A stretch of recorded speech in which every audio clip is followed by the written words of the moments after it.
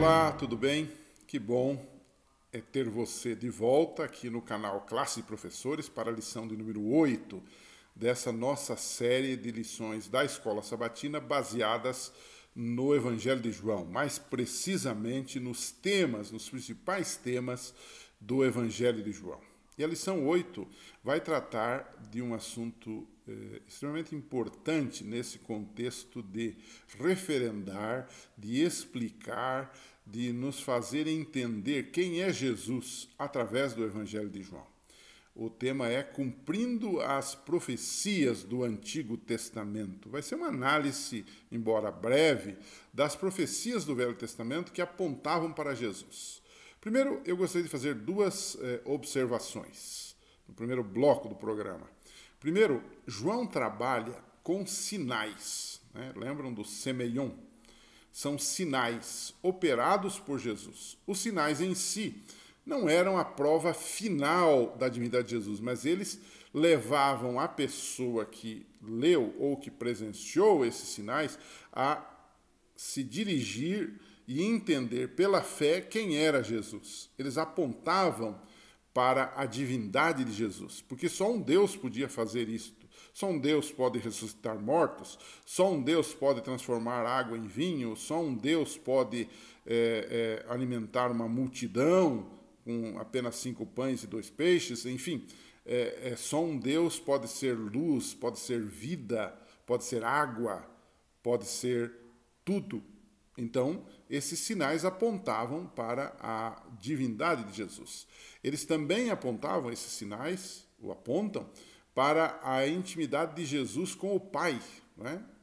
Jesus disse em uma ocasião, mas se eu realizo essas coisas, mesmo que não creiam em mim, creiam nas obras, para que possam saber e entender que o Pai está em mim e eu estou no Pai. João 10, 38.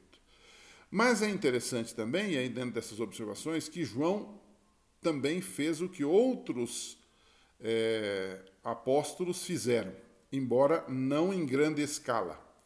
Ele buscou no Antigo Testamento textos, histórias e profecias para também confirmar e testemunhar quem era Jesus. Claro que o seu uso é bem menor. Nós quase que não valorizamos esse aspecto em João, porque, por exemplo, em Mateus, isto é abundante. Mateus está eivado de citações do Antigo Testamento que visam convencer um judeu de que Jesus é o Messias. Mas como João escreve para um auditório não exatamente judaico, onde ele quer convencer as pessoas do mundo de então da divindade de Cristo, ele quase não usa o Antigo Testamento, que para muitos dos seus leitores não era algo conhecido. No entanto, a gente, ao estudar João, percebe que ele usa numa escala, mas numa escala menor, esse expediente de buscar profecias do Antigo Testamento. Quais são algumas dessas profecias? Esse é o segundo bloco da nossa lição dessa semana.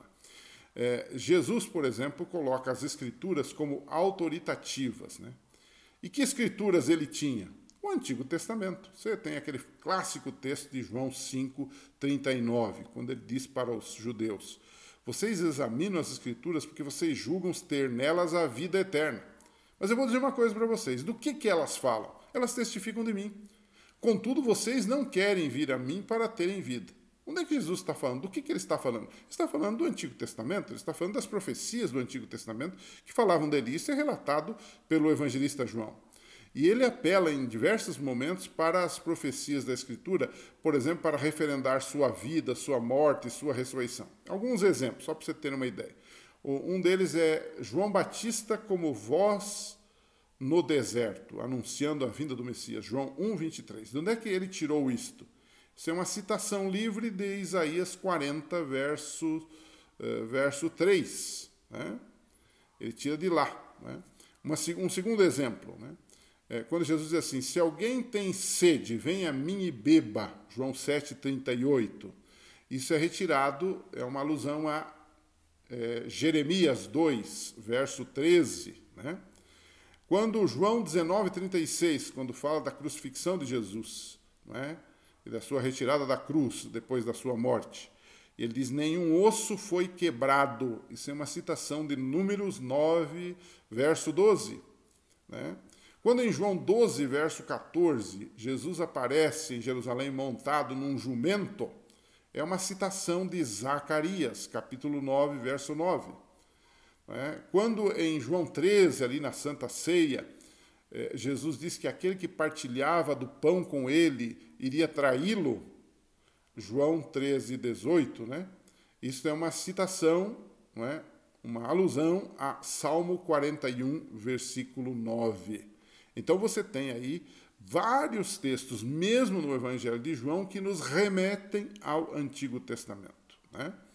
Agora, diante de tudo isto, o autor da lição colocou um pouquinho, mesmo diante dessas evidências, que eram os sinais, os milagres, e diante das evidências de Jesus sendo o cumprimento de profecias do Antigo Testamento, que era tão caro para os judeus daquela época, mesmo assim, as reações dos líderes religiosos da época de Jesus não foi boa.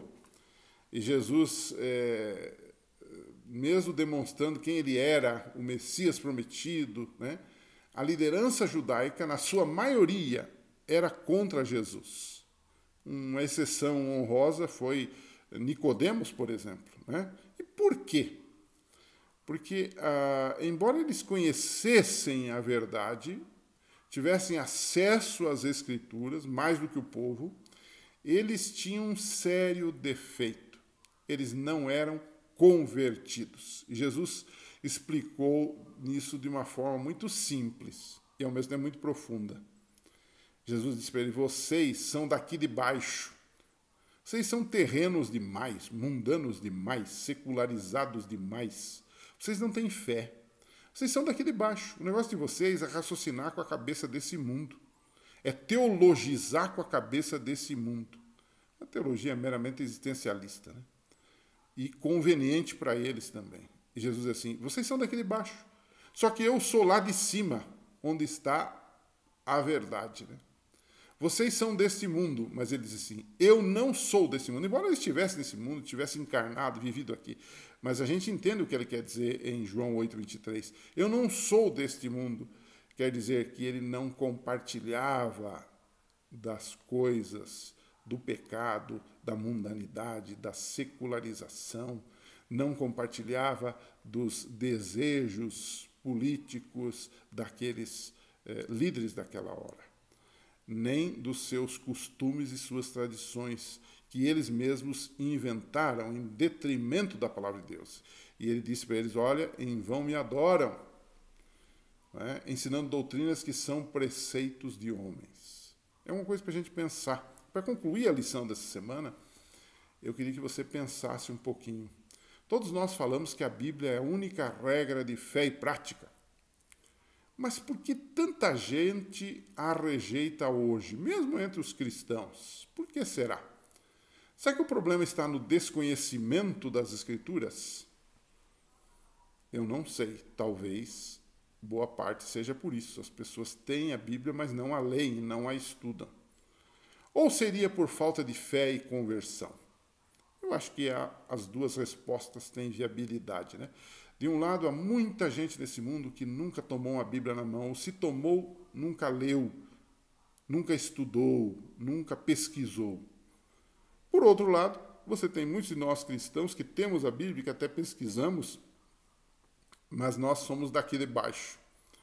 Nos falta a experiência com o Espírito Santo para realmente interpretarmos e praticarmos a palavra de Deus. Então, converse com seus alunos um pouquinho sobre essa pergunta. Será que o problema está no desconhecimento das Escrituras? Ou o problema está na falta de fé e de conversão na nossa vida? Bom, eu paro por aqui. Semana que vem nos reencontraremos nesse canal. Divulgue aos seus amigos, ore por nós e estaremos sempre orando por vocês também. Um abraço e até lá.